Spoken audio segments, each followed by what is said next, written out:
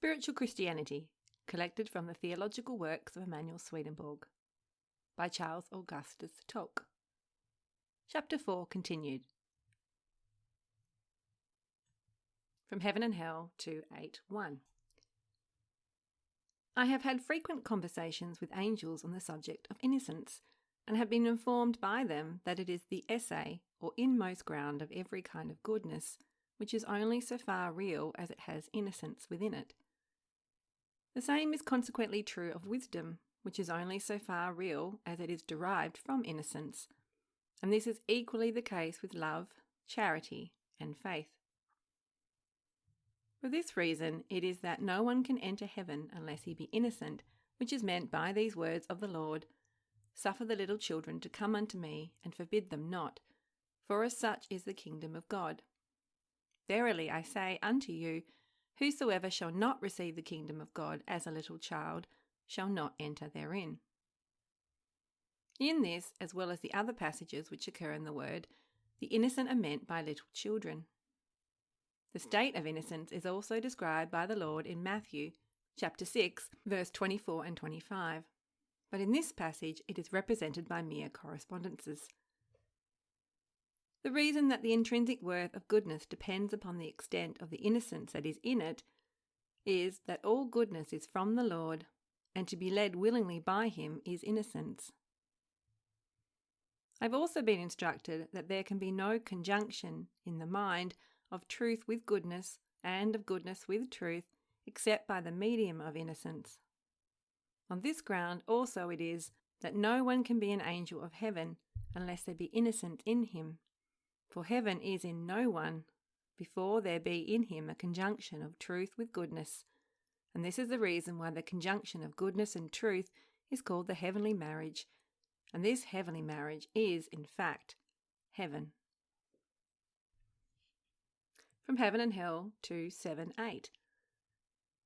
The innocence of wisdom is genuine innocence, for genuine innocence is of an internal kind, being a condition of the mind itself, that is, of the will itself and of the intellect as its effect. And when innocence is in these, it is at the same time wisdom, for this too is a condition of the will and the intellect. It is on this account said in heaven that innocence dwells in wisdom, and that an angel has just so much wisdom as he has of innocence. The truth of this they confirm in the following manner.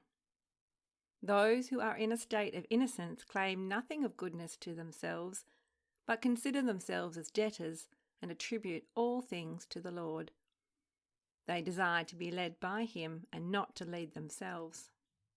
They love everything that is good and delight in everything that is true, because they know and perceive that to love goodness, which is to cherish it in their wills and practice it, is to love the Lord, and that to love truth is to love their neighbour.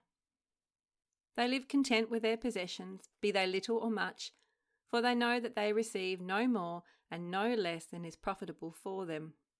Little, if little be profitable, and on the contrary, much, if much be profitable.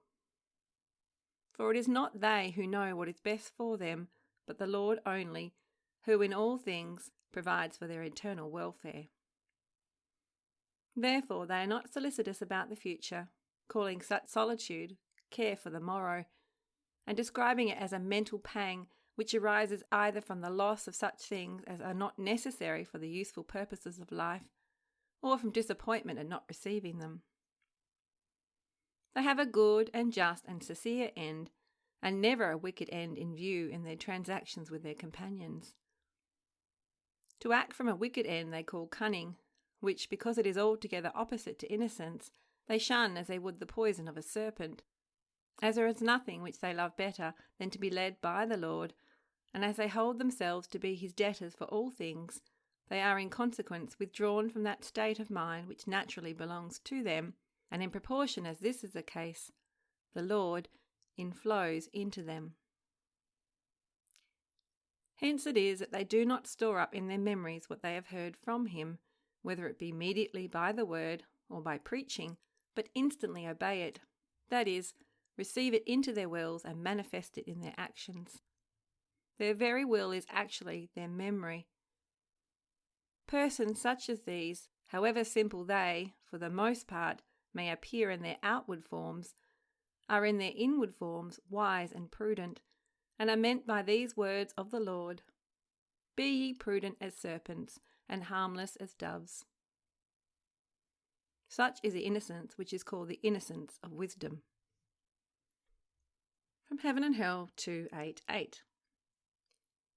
Heavenly peace, as it is in fact the divine essence, inmostly affecting with blessedness the very goodness which the angels possess, can come forth manifestly to their perception no otherwise than as a heartfelt delight, whenever they are in the enjoyment of that goodness which constitutes their life, and as a sweet serenity of mind whenever they hear any truth agreeing with their goodness, and as a cheerfulness when they perceive the conjunction of the two. Thence it flows into all the acts and thoughts of their lives, and there exhibits itself as joy even to the outward appearance. But in the heavens peace differs both in quality and quantity according to the innocence of angels. Innocence and peace walk hand in hand together, for innocence is the source of all heavenly goodness, and from peace springs all the delight of that goodness. Innocence and peace are joined together like goodness and its delight. Goodness in the will is perceived sensitively as delight, and the quality of the delight is known from the goodness which produces it. It follows from this that the angels of the inmost or third heaven are in the inmost or third degree of peace, because they are in that degree of peace, and the angels of the lower heavens are in lesser degrees of peace, because they are less innocent.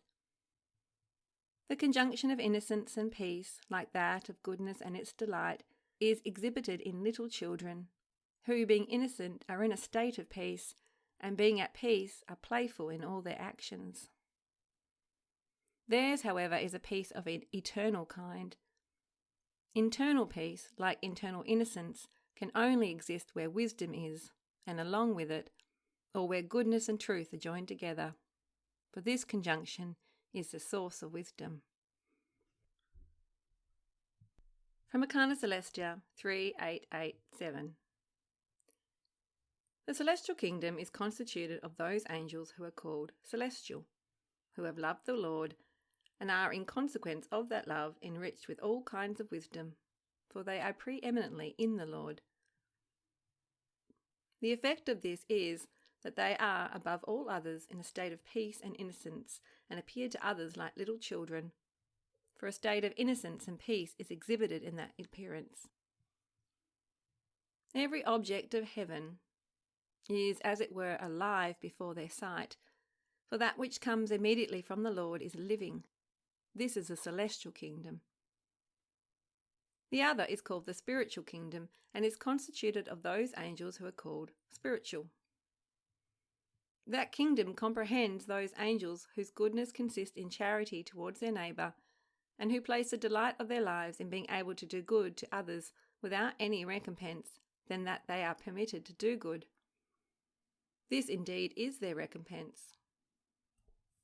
The more they wish and desire this, the greater is the increase to their intelligence and happiness. For in the other life the Lord freely gives intelligence and happiness to everyone, in proportion to the use which the affection of his will leads him to discharge. Such is the spiritual kingdom. They who are in the Lord's celestial kingdom belong all of them to the province of the heart, and they who are in his spiritual kingdom to the province of the lungs. There is like influx from the celestial into the spiritual, as there is from the heart into the lungs, and of all those parts which are connected with the heart into all those which are connected with the lungs. The heart reigns throughout the whole body and in every single part by means of its blood vessels, and the lungs also, every part connected with them by their respiration. Hence there is an influx of the heart into the lungs throughout the body, but according to the peculiar forms of the different parts and according to their states.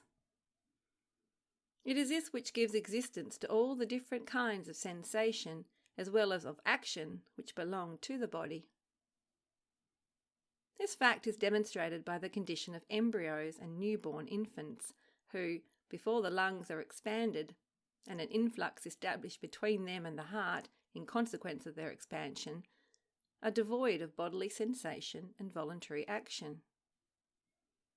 Of a like constitution is the spiritual world, but with this difference, that it does not contain, like the natural world, objects which are corporeal and natural, but celestial and spiritual states of mind, which consist generally in the goodness which has its origin in love, and the goodness which has its origin in faith.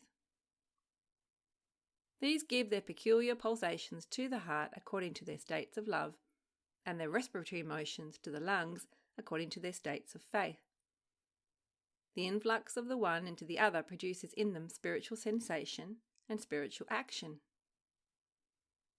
To man, these truths must appear paradoxical, for he has no other idea of the goodness which originates in love and of a truth of faith, but as being certain abstract principles which have no power to effect anything. And yet the contrary is the fact. For from these states of mind, even in man, all his perception and sensation arise, all his bodily force and action. And from Arcana Celestia 4581. There are two universal genera of goodness, the goodness that originates in faith and the goodness that originates in love. They whom the Lord conducts by an internal way to goodness are in that goodness of life which has its origin in love. They who are conducted by an external way are in the goodness of life which has its origin in faith.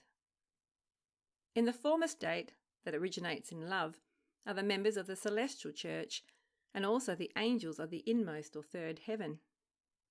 But in the latter state, which originates in faith, are the members of the spiritual church, and also the angels of the middle or second heaven. Therefore it is that the one is called celestial goodness, and the other spiritual goodness. There is a like difference between them as there is between wishing well to another from actual benevolence of mind and wishing well to another from well understanding.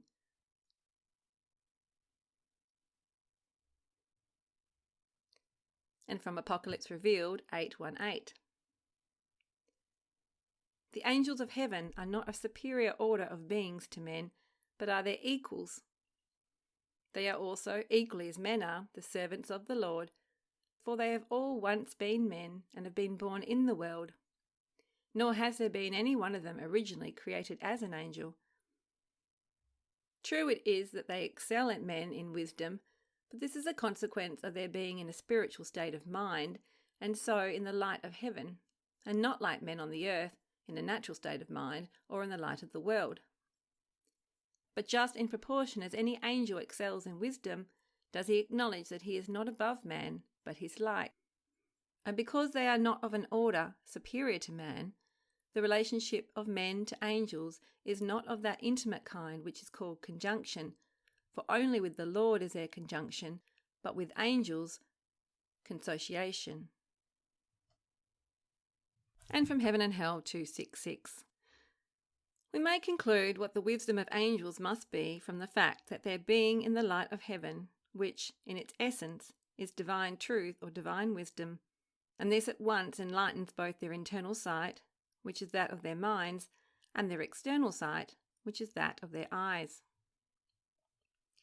Angels are also in a state of heavenly warmth, which in its essence is the divine goodness or divine love, and from this they derive their affection and the desire to grow wise. We may conclude their wisdom to be such that they may not be inappropriately called wisdoms from this, that all their thoughts and affections flow in accordance with a heavenly form, which is that of the divine wisdom, and that the interior states of their mind which receive the wisdom are composed to a resemblance of that form.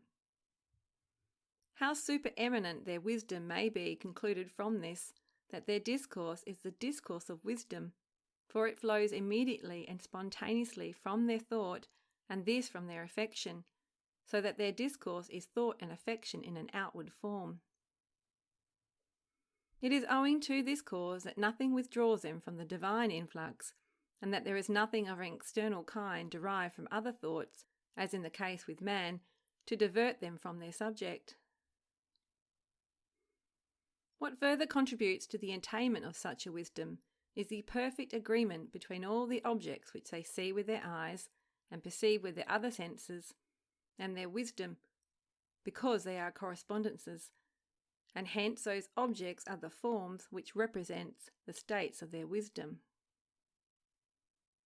But besides all this, the thoughts of angels are not bounded and contracted as human thoughts are, by ideas derived from space and time, for these are the properties of nature, and the properties of nature withdraw the mind from spiritual truth and deprive the intellectual sight of its extension. The thoughts of angels, unlike the thoughts of men in this world, are not drawn away to earthly and material objects, neither are they interrupted by any cares about the necessities of life, nor withdrawn by those cares from the delights of wisdom. All things, as their garments, their nourishment, their habitation, are given them gratuitously by the Lord, and they are moreover enriched with delights and pleasures in proportion to their reception of wisdom from him.